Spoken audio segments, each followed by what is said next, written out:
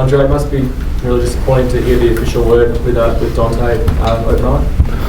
Yeah, it was, to be honest, a difficult experience to go through, just watching him go down firstly, and when you saw it happen, it was one of those ones where it just sort of was a sickening feeling that it was going to be bad, and then seeing how devastated he was in the locker room afterwards as the realisation set in that it could be a significant injury was heartbreaking. He's such a great kid, passionate to play for his country, and so certainly all our thoughts are with him, and we wish him well, obviously, for a speedy recovery. He's back there at Utah now. We've spoken to the guys at Utah. They are certainly rallying the troops behind him, and we'll give him all the support that he needs, and we also will give him whatever support that we can from this side of the world, and look forward to watching him get back on court over this next period of time. But certainly devastating for Dante. That's who I feel sorry for. Andre, was it pretty clear in the rooms after that it was a serious one? But was Dante making it pretty clear that he thought it felt like a bad one? I guess he's never been through an injury like that before, so he really wasn't in a position to make that sort of a call. But just from, I guess, those around us who perhaps had a little bit more experience in seeing him go down, feared the worst, I guess, at that point. So it's unfortunate. It is what it is. But as we spoke to Dante, the important thing now is it's happened. The most important thing that he can do is try to get to a positive state in his mind in terms of recovery. This is what I need to do. So it's day by day now, and get back to that point where he's able to get back onto court. Andre, will you replace him, and is Paddy an option, or is that ship sort of sailed, I guess? No, we'll always do what's best and right for the team, and so we'll just, I guess, go through that process. We've been on a plane for 30 hours, so we're still just working through what is the right thing for us to do as a team. The reality is, at the moment, we have 11 guys. We're allowed to play with 12. Anyone that we bring in will not have participated in the European tour with us, and so we just need to assess if that's what's in our best option, in our best interest, to bring somebody else in. Obviously, bringing somebody else in, Paddy is a logical fit for us, given he knows the Boomers. He's obviously a very good player, and so we'll just work through that process. Andre, does it work out logistically to bring someone who's overseas at the moment into the group, or do you need to bring someone who's already in Australia because of time limits and all that sort of stuff? No, it's obviously there's a sense of urgency around it, but our program right now is we're giving everybody a couple of days off. We don't gather again until Monday evening as a group, and so that gives us a little bit of time, and our first practice session back together is on Tuesday. So that gives us some time without it being something that we can stew on for too long. Have you spoken to Paddy to talk about his availability? We've reached out to him, but we haven't been able to connect as yet. Again, it's been a 30-hour flight, so it's been difficult communicating. So once we finish up here, we'll see what happens. Andrew, what did you make of the European tour and your preparation leading into next Saturday night? I think it was positive. I think the end goal for us is to beat New Zealand in a 2-game series, so we went into the European tour with an open mind. The results weren't indicative of what we were trying to achieve. It's always nice to win, but coach was working with different lineups. We're doing different things throughout the game. I think we had a couple of not so good games and a couple of good games, but to get away, I guess, from Australia and start the tour in Europe, kind of limited distractions that we have off the floor, get that group together. It's been a great group. We're hanging out a lot off the court, playing cards together, going out for dinner. And I think when you're in a foreign country, you stick together like glue a little more because your families and friends, and a lot of guys don't have phones at work and roaming and all that, so it kind of helps keep guys together. You got no choice but to communicate, so it was kind of a positive. What did you make of the way the guys came together, considering you haven't been in the group for quite a few years? Other guys have been away from each other for a year or so. How'd they come together? It's been great. Look, guys that play for the national team are obviously doing it for the love of the game. You know, we don't really get paid to do this. A lot of guys have long seasons. You know, whether it's David, myself, Dally, guys playing in Europe till June, July. So we all come together for one goal, and that's to beat New Zealand this year and hopefully qualify for the Olympics. But it's always great to be playing for the right reasons. You know, a lot of times professionally, there's an enormous amount of distractions involved with money and contracts and guys trying to build their value and get numbers and all that kind of stuff. And with the national team, it feels much more pure because you're guys playing for the one goal, and that's to win. Andrew, given the circumstances, would you like to see Paddy, I guess, answer the call? We'll see where that's at. Obviously, you know, he'd come in and help the team.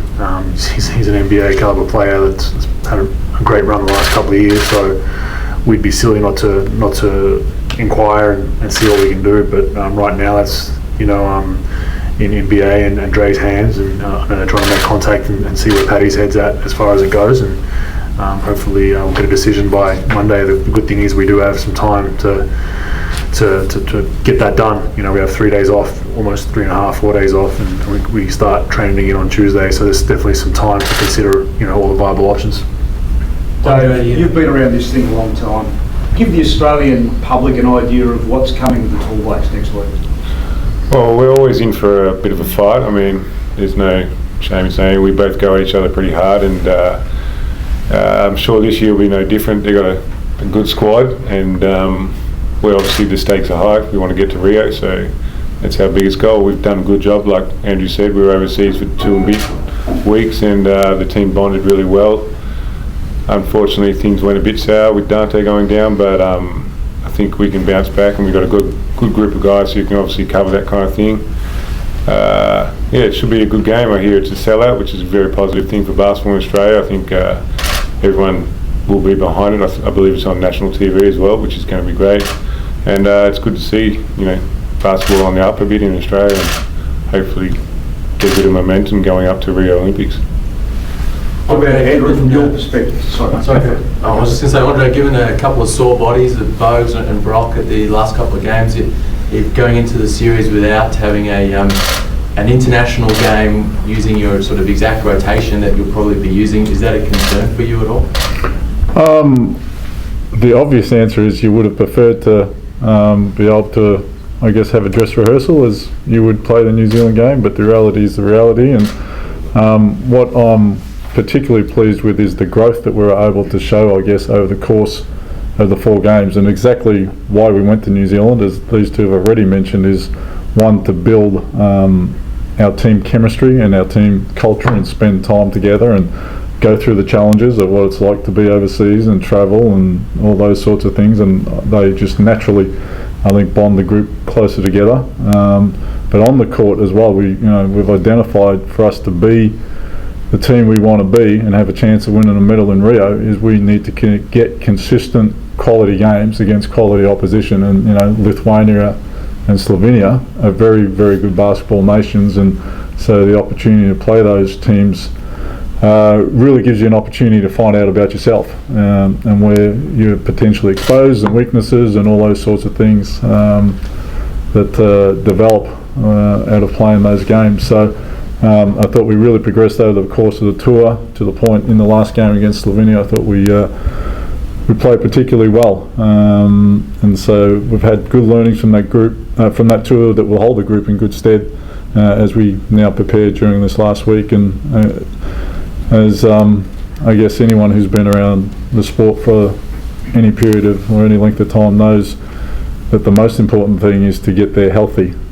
When the games are, the games that count are the ones where you need everybody healthy, and so that's what this week will be about for us now, is ensuring everybody's healthy and fine-tuning going in the Saturday night. Andrew, just going back to Dante, have you had any information as far as, is he going to be available for Rio, or is he having surgery next week? Oh, look, we're a long way from that. I did make contact with the Utah Jazz guys today. The first thing they need to do is wait for the swelling to come down before they can operate, apparently, but you might need to ask medical people in the room those sorts of questions. At this stage, all we can do is support him and be with him for the journey. Brett, can you go, if you couldn't get Paddy, would you go with 11 players, or would you tap on an NBL guy or someone who's been in the Boomers previously? Yeah, again, we just need to work through that, exactly what that looks like. And, again, the caveat always is what's in the best interest of the team. And this group has certainly, as we've all alluded to, spent time together building a synergy and a chemistry, and really comfortable with where we're at as a group of 11. Now, adding a piece to that needs to obviously add value as opposed to detract from value. And so, again, we just need to work through that. There's, as you mentioned, there's some NBL guys sitting out there. There's a couple of guys that came to the university games. They know the stuff offensively and defensively. We run the same stuff university games and with the Boomers. So all those options, we just need to carefully work our way through them and not make any rash decisions. And is anyone else coming in for training this week to boost the numbers or give you a few extra bodies? Or are you just Why are you after a gig, eh?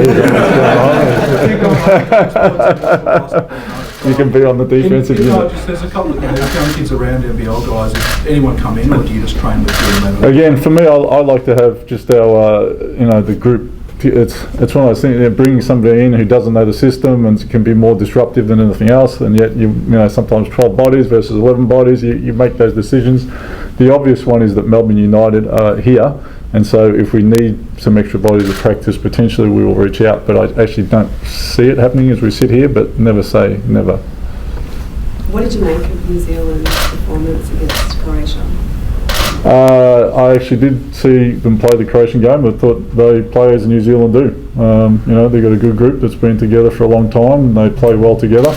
And we don't underestimate the competition that they're going to bring. But we're also very confident in ourselves that we also have a good team who is building our synergies, and that we will represent ourselves and our country well. Bugs, you look like you maybe just twinged the back a little bit in that first Slovenian game on a box out. How's your body feeling? Just some general soreness, nothing too serious right now. Just being smart. I took time off since July 20th when we won the championship. Didn't do a whole lot till probably early July.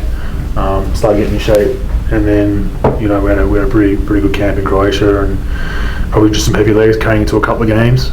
Being 7 foot doesn't help me either, and with all the travel and stuff, probably just body just get used to that, that starting up again. So probably like starting a car, hasn't been driven for a year. So just got to make sure everything's running fine. Had a couple of rest days, and I'll do some treatment over the weekend, and should be good to go next week. Andrew, a couple of the title with the Warriors. How's that changed you? 10 years since you were drafted. Well, it's what you play for. I've had a lot of trials and tribulations throughout my career. I think that makes the championship even sweeter for me personally. And to go from a small market like Milwaukee that never really had a chance to compete for a championship to an organisation that never had a chance to compete to a championship, to actually building within 3 years and winning it. It's an unbelievable feeling. We would never pick to even make the second, third round this season, and Coach Kerr, everyone that was involved and had their handprints on the franchise did a fantastic job. It's an ode to our general manager, our owner, and our coaches, and looking forward to hopefully building a dynasty. What's it mean to come back here and play for the Boomers? Your hometown, Rod Laver Arena, hasn't been used for basketball in 15 years. The place is going to be jam-packed. It's huge. The closest we've been to a sellout, I think, was 9,000 when I played in 06. 8 or 9,000 we had, and that was great. But to have a sellout, Rod Laver is a fantastic opportunity. It's on national TV, as Dave said, and hopefully that momentum can carry on not only for us into Rio, but for the NBL. They've relaunched and they're trying to do the right things too. So I think for all the negativity we hear around basketball, in this country in the past, I think it's a very positive time, and I think that hopefully you guys put out some positive articles and TV interviews, because it's an exciting time to be a Boomer and be involved with basketball in Australia.